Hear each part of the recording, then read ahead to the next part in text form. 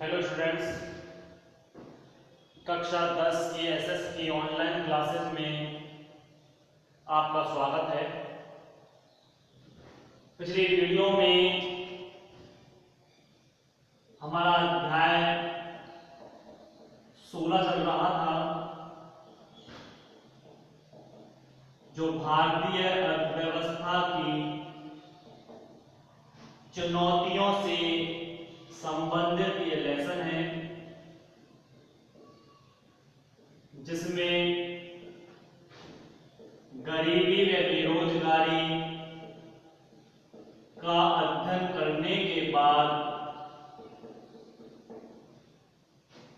हम तीसरी चुनौती मुद्रास्फीति का अध्ययन कर रहे थे और मुद्रास्फीति से संबंधित हमने कई बातों को जाना था, जिसमें परिभाषा यदि देखी हमने तो मुद्रास्फीति से आशय वस्तुओं की कीमतों में सतत वृद्धि की स्थिति मुद्रास्फीति कहलाती है।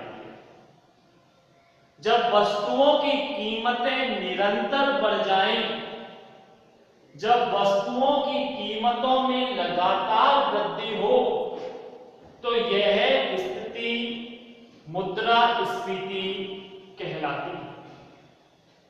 कई बार, जैसा पिछली वीडियो में चर्चा कर चुका हूं, कई बार वस्तुओं की कीमतों में उतार चढ़ाव आता रहता है। तो यदि उतार चढ़ाव है तो वह मुद्रास्फीति नहीं है, लेकिन इन वस्तुओं की कीमतें लगातार ऊंचाई की तरफ जा रही हैं तो वह मुद्रास्फीति कहलाती है। अर्थात कहने का आशय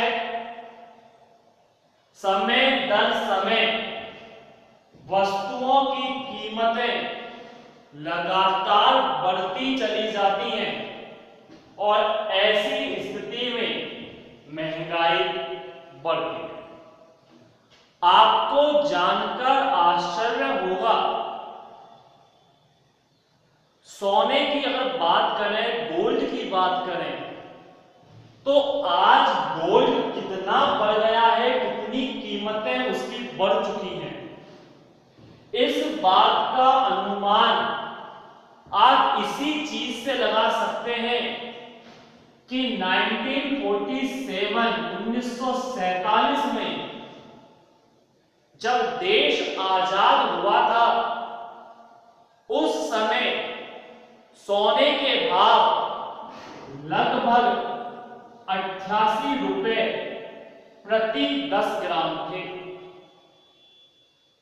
प्रति 10 ग्राम सोना उस समय 88 रुपए का था और आज यदि सोने की बात करें 2020 के अंतर्गत, तो ये सोना 51,000 को पार कर गया। कितना अंतर आ गया है, सोचकर रूह कांप जाती है, देखकर पैरों तले जमीन खिसक जाती है कि जिस गोल्ड की कीमत 1947 में आजादी के समय 88 रुपए, लगभग 88 पॉइंट कुछ था, लगभग 88 रुपए प्रति 10 ग्राम था, आज वही गोल्ड 51,000 रुपए प्रति 10 ग्राम हो गया। तो आप देखिए मुद्रास्फीति, महंगाई किस कदर आगे बढ़ी और महंगाई बढ़ने का परिणाम भी आप देख सकते हैं कि कहीं ना कहीं इसके इस्तेमाल में कमी आई है। और ये तो सिर्फ गोल्ड की ही बात है, हम तमाम अदर चीजों को देखें तो आज तमाम चीजें लगातार वृद्धि की राह पर आगे बढ़ रही हैं। छोटी छोटी चीजें जो हमारे दैनिक उपभोग की है, उनके भाव लगातार बढ़ते चले जा रहे हैं। दूध के भाव आज से 20 साल पहले 2000-2001-2 के अंतर्गत 12 रुपए प्रति लीटर आसानी से बढ़िया दूध मिल जाया करता था। आज 55 और 60 रुपए हो गया, यानी सीधे सीधे लगभग 5 गुना महंगाई बढ़ी है। हालांकि वेतन में भी उसी तरह से वृद्धि हुई है, ऐसा नहीं है, लेकिन सर्वाधिक परेशानी निम्न वर्ग को सामने आई। तो ऐसी स्थिति में मुद्रास्फीति यानी महंगाई, जब वस्तुओं की कीमतों में लगातार वृद्धि होती है, निरंतर वृद्धि होती है, तो ऐसी स्थिति मुद्रास्फीति कहलाती है। मुद्रास्फीति के यदि प्रकारों की चर्चा करें तो मुद्रास्फीति के 2 प्रकार सामने आते हैं। पहला, मांग प्रेरित मुद्रास्फीति,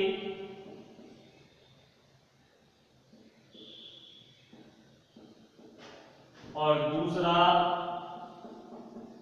लागत प्रेरित मुद्रास्फीति।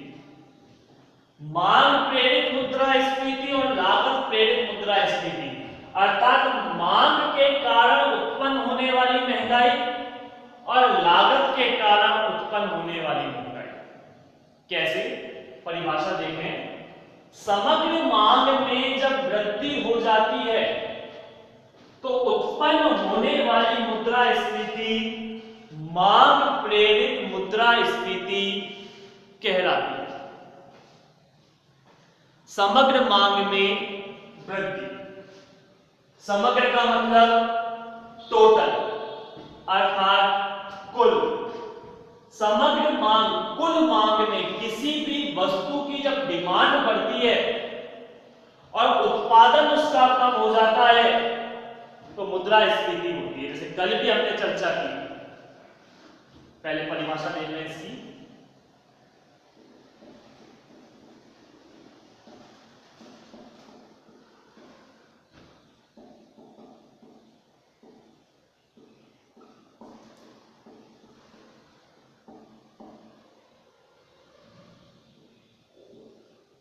समग्र मांग में वृद्धि से उत्पन्न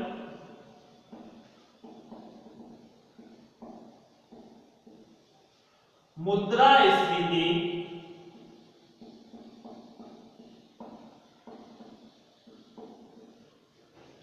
मांग प्रेरित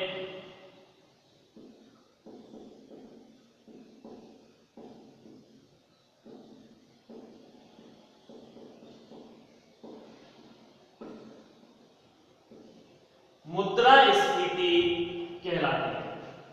अर्थात कहने का आशय, जब किसी वस्तु की डिमांड बढ़ जाती है तो कीमतें स्वतः ही बढ़ती हैं। एग्जाम्पल के रूप में मैं ये कह सकता हूं कि इस मार्कर का एग्जाम्पल लूं कि मेरे पास में एक ये मार्कर है, एक ओनली, और इसकी कीमत 25 रुपए है। बाजार में कहीं और मार्कर नहीं, सिर्फ एक ओनली मार्कर है। सामने बैठे हुए 50 स्टूडेंट, प्रत्येक को मार्कर चाहिए। एक स्टूडेंट ने मुझसे कहा सर ये मार्कर मुझे ले लीजिए, 25 रुपए ले लीजिए।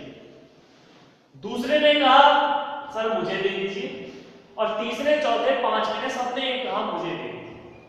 अब जब मैं देखूंगा कि इसकी डिमांड अधिक हो रही है तो मैं कीमत बढ़ाने का प्रयास करूंगा और मैं ये कहूंगा कि 30 रुपए में जो लेगा मैं उसे दूंगा।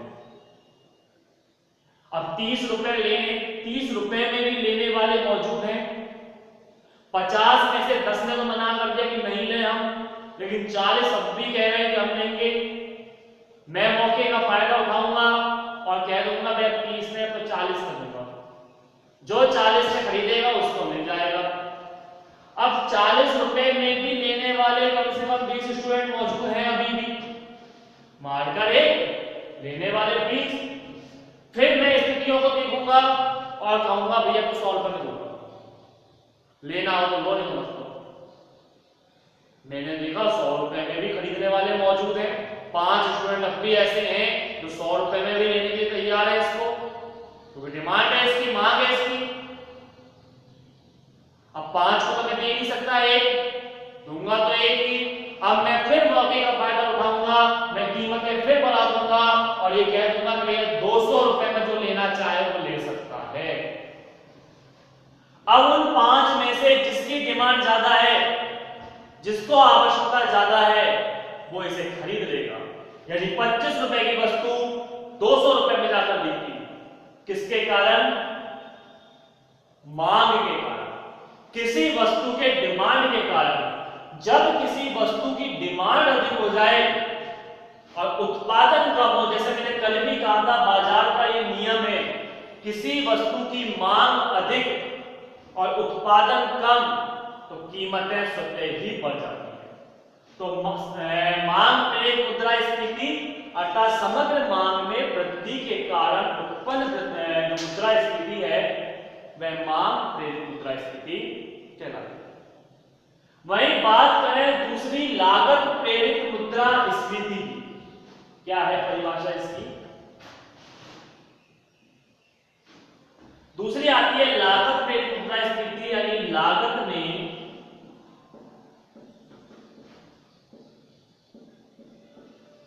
वृद्धि के कारण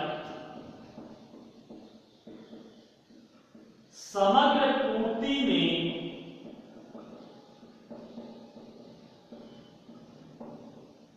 गिरावट से जो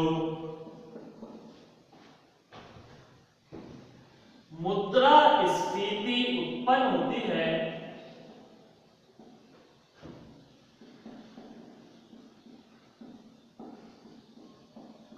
उसे लागत प्रेरित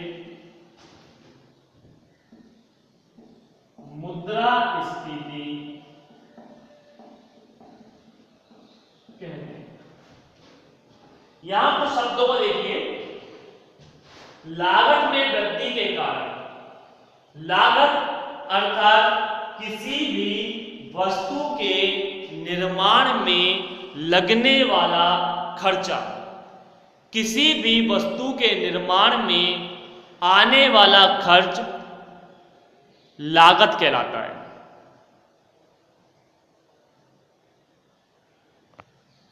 अब किसी भी वस्तु के निर्माण में आने वाला खर्च, जैसे किसी वस्तु का हम निर्माण कर रहे हैं, मान लीजिए एक कुर्सी का ही निर्माण किया, एक कुर्सी के निर्माण में 10 रुपए की लकड़ी, एग्जाम्पल ले लें खाली, 10 रुपए की लकड़ी, 2 रुपए की कील और 5 रुपए की मजदूरी, ये लागत आई इसकी। वहीं 2 रुपए का परिवहन, मतलब उसको लाने ले जाने का खर्चा। इस तरह से 10 और 5 15 और 2 17 और 2 19 रुपए में एक कुर्सी बनकर हमारी क्या हो गई? तैयार हो गई। तो एक कुर्सी को बनाने में लागत आई 19 रुपए। अब इसको बाजार में बेचा जाएगा तो स्वाभाविक सी बात है 19 रुपए से ज्यादा में ही बेचा जाएगा। इसको बेचा गया मार्केट में 30 रुपए, इसे बेचा गया मार्केट में 30 रुपए, लागत आई 19 रुपए की, बेचा गया 30 रुपए में, 11 रुपए का निर्माता का लाभ हुआ है। जिसने इसका निर्माण किया है उसने लाभ की प्राप्ति की। लेकिन अब सोचिए, लागतों में वृद्धि हो गई और 10 रुपए की लकड़ी की जगह अब यह लकड़ी 20 रुपए में मिलती है। कच्चा माल महंगा हो गया। कील जो पहले 2 रुपए में आ रही थी अब 5 रुपए में आ रही है। और मजदूर ने भी अपनी मजदूरी बढ़ा दी और 5 रुपए की जगह अब वो 15 रुपए मजदूरी ले रहा है। वही परिवहन का खर्चा जो पहले 2 रुपए आया करता था अब वो खर्चा 6 रुपए का आ रहा है। यानी कीमतें बढ़ रही है, लागत बढ़ रही है वस्तु के निर्माण की। अब देखिए काउंट कीजिए इनको, 20, 5 25, 10 35 और 5 40 और 6 46। ध्यान दीजिए, पहले जिस कुर्सी को बनाने में 19 रुपए लग रहे थे, अब उसी कुर्सी को बनाने में 46 रुपए लग रहे हैं। पहले कुर्सी 30 रुपए में बेचकर 11 रुपए का तो लाभ कमा लिया था। अगर अब इसको 30 रुपए में बेचे तो क्या लाभ होगा? क्या नहीं, 16 रुपए की तो हानि हो जाएगी, क्योंकि वस्तु के निर्माण में जो लागत आई है वो 46 रुपए की आई है। अब ऐसे में व्यक्ति लाभ कमाने के लिए इसे अधिक में बेचेगा और 46 से उसने बेचा 60 रुपए, लागत आई 46 रुपए, बिका है 60 रुपए में। यानी जो कुर्सी पहले 30 रुपए में बिका करती थी, अब उसी कुर्सी के दाम हो गए 60। क्यों? क्योंकि लागत कैसी हो गई उसकी? अधिक। लागत अधिक तो वस्तुओं की कीमतें क्या होंगी? स्वतः ही अधिक होती चली जाएंगी। तो लागतों में वृद्धि के कारण जब पूर्ति में गिरावट आती है, क्योंकि लागत अधिक हो गई, अब निर्माता के बस में है, उसके बैलेंस में है सब कुछ कि हाँ मैं 46 रुपए लगाकर भी कुर्सी बना सकता हूं, तो वो बनाएगा। और यदि निर्माता के पास, उत्पादक के पास 46 रुपए है ही नहीं बनाने के लिए, वो पहले 19 रुपए में एक बना रहा था, 38 में 2 बन जाती, यानी 46 रुपए से भी कम रुपए में 2 कुर्सियां बन रही थी, और अब तो एक कुर्सी बनाने में इतना पैसा चाहिए। अगर विक्रेता के निर्माता के पास, उत्पादक के पास इतना पैसा ही नहीं है निर्माण करने के लिए, तो वो कुर्सी बनाएगी। कुर्सी नहीं बनेगी तो पूर्ति में क्या आ जाएगी? गिरावट आ जाएगी। बाजार में वो वस्तुएं पहुंचेंगी नहीं, और बाजार में जो वस्तु पहुंचेगी नहीं तो स्वतः ही बात आ गई, उत्पादन क्या हो गया? कम, और उत्पादन कम हो गया तो कीमतें स्वतः ही बढ़ेंगी। तो मांग प्रेरित मुद्रास्फीति और लागत प्रेरित मुद्रास्फीति का आशय, जब मांग में वृद्धि होती है तो भी महंगाई बढ़ती है, और जब लागतों में वृद्धि होती है तो भी महंगाई बढ़ती है, यानी वस्तुओं की कीमतें लगातार निरंतर बढ़ती चली जाती। आइए इसी क्रम में एक और टॉपिक की चर्चा करते हैं।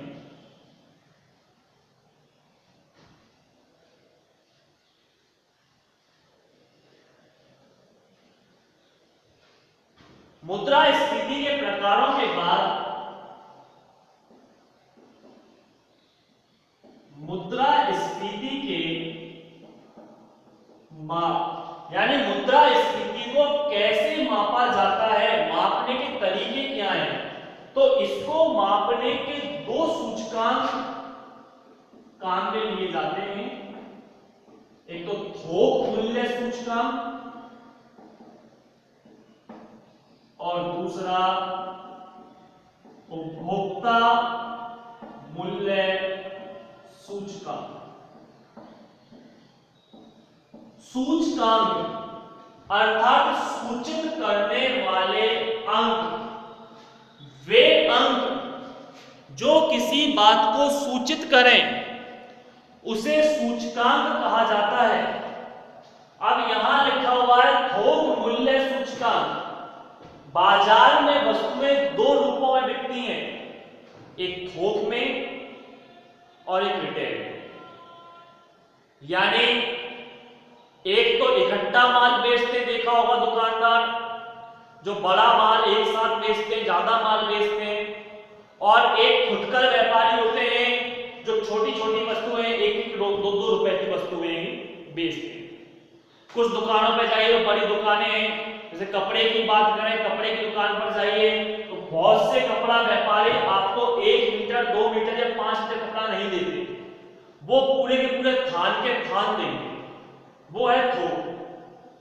और जो 1 मीटर 2 मीटर कपड़ा दे वो है फुटकर व्यापारी यानी छोटे व्यापारी। तो थोक मूल्य सूचकांक और उपभोक्ता मूल्य सूचकांक जिस कीमत पर, जिस मूल्य पर वस्तु थोक के भाव बिकी है वो थोक मूल्य सूचकांक, और जिस मूल्य पर वस्तु उपभोक्ता को प्राप्त हुई है वो उपभोक्ता मूल्य सूचकांक। और इन दोनों के मध्य का डिफरेंस भी मुद्रास्फीति है। कैसे? पहले एग्जांपल समझे फिर बाद में समझेंगे इस चीज की। मान लीजिए कोई वस्तु थोक के भाव में 50 रुपए की मिली, आप 10 वस्तु लेकर आए इकट्ठी और वो 10 वस्तु आपको 500 रुपए में पड़ी, यानी पर वस्तु आपको 50 रुपए में पड़ी। बड़ा दुकानदार से छोटा दुकानदार इस वस्तु को ले आया और उसको जो कीमत देनी पड़ी है वो 500 रुपए देनी पड़ी है 10 वस्तुओं की, यानी पर एक वस्तु प्रति वस्तु 50 रुपए। अब छोटा दुकानदार उसको 50 में तो बेचेगा नहीं, क्योंकि अगर उसने 50 में बेची उस वस्तु को तो उसे क्या लाभ होगा? ऐसे में छोटा दुकानदार इसकी कीमत बढ़ाएगा और वस्तु बेचेगा 70 रुपए। वस्तु बेची गई 70 रुपए में एक वस्तु, तो 10 वस्तु बेची गई 700 रुपए, यानी 500 का माल लाया और 700 में बेचा। तो उपभोक्ता को ये प्राप्त हुए 500 से लेकर 700 रुपए। ये स्थिति हुई 2010 की। कोई एग्जांपल ले रहे हैं सन 2010 में ये स्थिति रही। 10 साल के बाद 2020 में, 2020 के अंतर्गत स्थिति बदली। थोक के भाव जो माल मिला है वो 700 रुपए में मिला है, समय बढ़ गया, और दुकानदार ने हमको जो बेचा है वो 1400 रुपए में बेचा। लेकर आया वो 700 रुपए में, आप देख सकते हैं यहां बढ़े 200 रुपए और यहां बढ़ गए पूरे 700 रुपए। दुकान से लाया, बड़ी दुकान से 700 रुपए में, कंपनी से, शोरूम से, और छोटे दुकानदार ने बेचा हमें 1400 रुपए में। तो 10 साल के अंतर्गत जो वृद्धि हुई है वो 100%, यानी सीधे सीधे डबल हो गई। कि जहां 10 साल पहले हमें जो वस्तु 700 रुपए में मिलती थी, अब वही वस्तु 10 साल के बाद 1400 रुपए में मिल रही है, यानी वस्तु की कीमत में 100% वृद्धि हुई। तो महंगाई जो बढ़ी है वो 100% बढ़ी है, 100% बढ़ी है, 2 गुना हो गई है सीधे सीधे महंगाई। तो थोक मूल्य और उपभोक्ता मूल्य के मध्य का जो डिफरेंस रहता है, यही डिफरेंस मुद्रास्फीति या महंगाई को बताने का कार्य करता है। आज के लिए इतना ही काफी है। मुद्रास्फीति से संबंधित कई अन्य बातों की चर्चा आगामी वीडियो में की जाएगी। तब तक के लिए धन्यवाद।